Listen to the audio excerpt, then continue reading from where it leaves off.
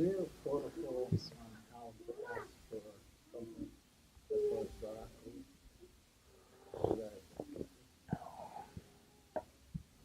Yes, there is always a protocol for everything. There is always a protocol. The question is there a protocol to ask for something, for a dua? Yes, there is always a protocol. There is always a way. There is always a adab. Adab never finishes.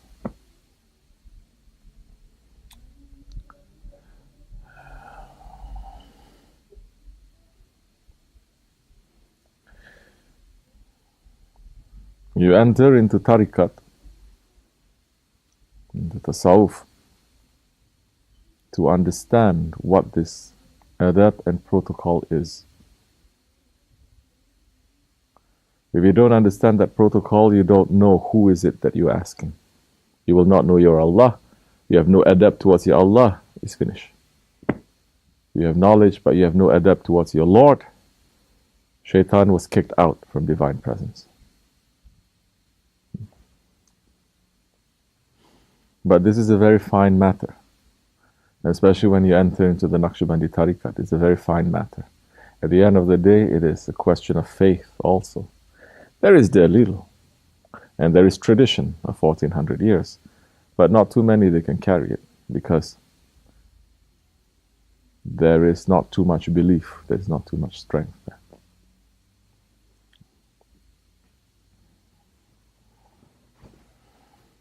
Allah subhanahu wa ta'ala is saying, find the best means to come close to me. Seek the best ways.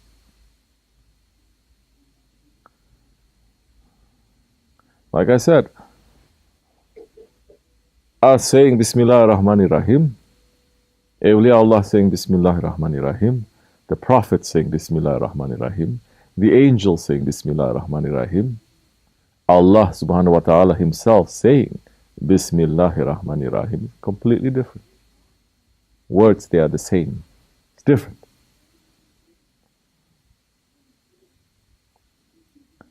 Are we understanding this?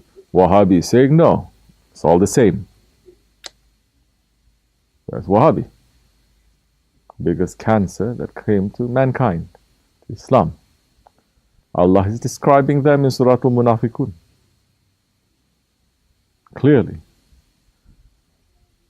It was an order saying, if you want Allah's forgiveness, go and ask the Prophet to intercede on your behalf.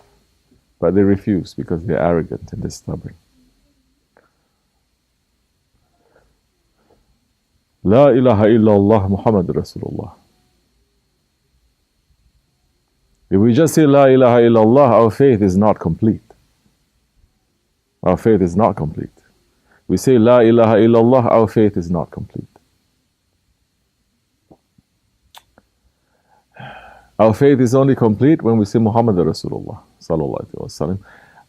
The shahadat part, just to say it with the tongue, to say it with the heart, it requires something else. Now, for it to be part of our lifestyle now, Muhammad Rasulullah, part of our lifestyle, there's something else too.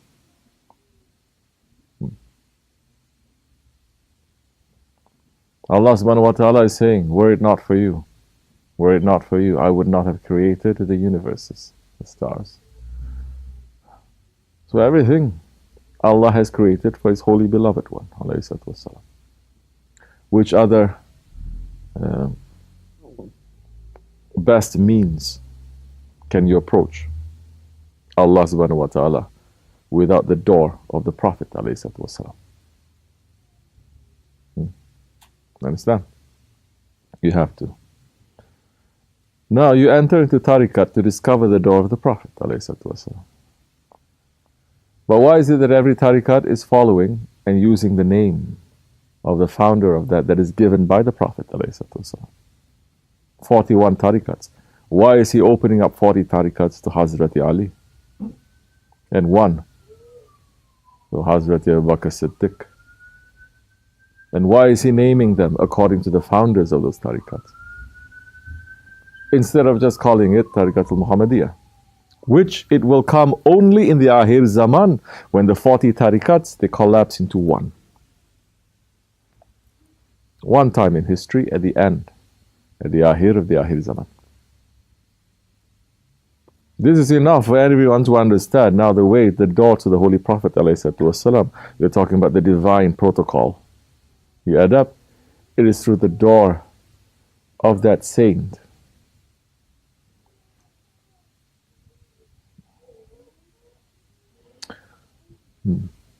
So, in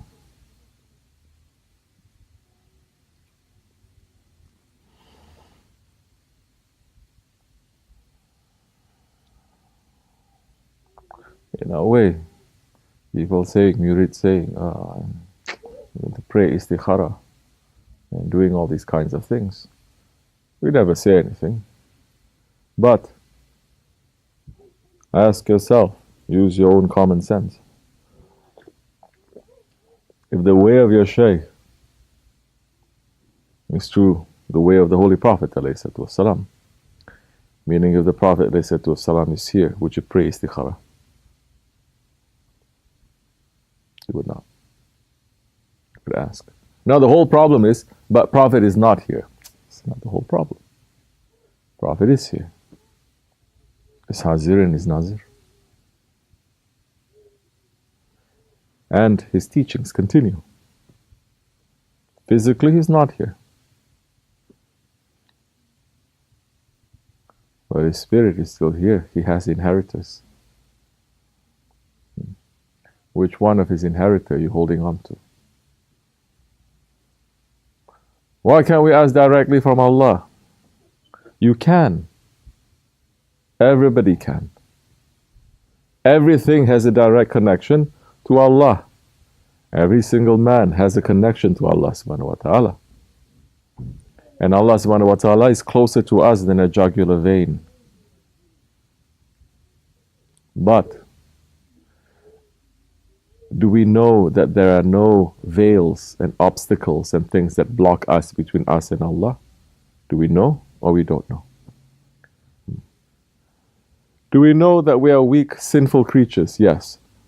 That is an obstacle. Right off, that is an obstacle. And Allah is saying, seek the best means. Everywhere in the Quran Kareem, Allah is saying, ask Allah and His Prophet, Allah and His Prophet, Allah and His Prophet. And showing, talking about there is no intercession. For who? For those ones who pray to other lords. There's no intercession. But even in the verse of the throne, Ayatul Kursi, there is no intercession except those that He gave permission to. That is a tremendous verse.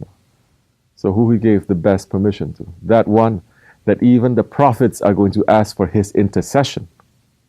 That even Hazrat Isa, Ruhullah, is going to ask for his intercession. Hazrat Musa is going to ask for his intercession. Hazrat Adam, alayhi salam, is going to ask for his intercession. Who is that? The Holy Prophet, alayhi salam. Where is his ummah?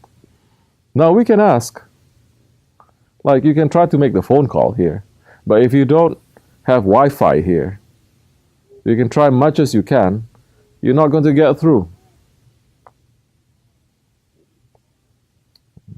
There is a protocol. And there is ways on top of ways on top of ways on top of ways also. For you to have that one now to speak to you, especially in the Hanafi Mazhab now. Because if the Imam stands up to recite, he recites it for the entire Jamaat. And the Shafi'i Mazhab is not. The Imam recite and then the Jamaat recite again. They have their own ways of doing it. I'm not saying this is right and this is wrong, but this is our way. So, and there are things that you can. People are following a Shaykh now. Just because you follow a Shaykh, just because you follow a Prophet, just because you follow Allah subhanahu wa ta'ala, does this mean that your connection is strong? No. Then we have to check ourselves all the time. We're calling ourselves Muslim because we say the Shahadat. But our shahadat has to be protected by the namaz. The namaz has to be protected by the saum. That has to be protected by the zakat. That has to be protected by the hajj. It has to be protected. The sunnats are there to all protect it. And the whole point is to protect the sunnah. This is what makes us to be known as Ahli Sunnah wa Jama'at. If we don't protect the sunnah, then all we're left is with farz, then there's going to be splinter over and over and over again, as it is happening now. For 1400 years, they were very particular what is sunnah and what is not. And so,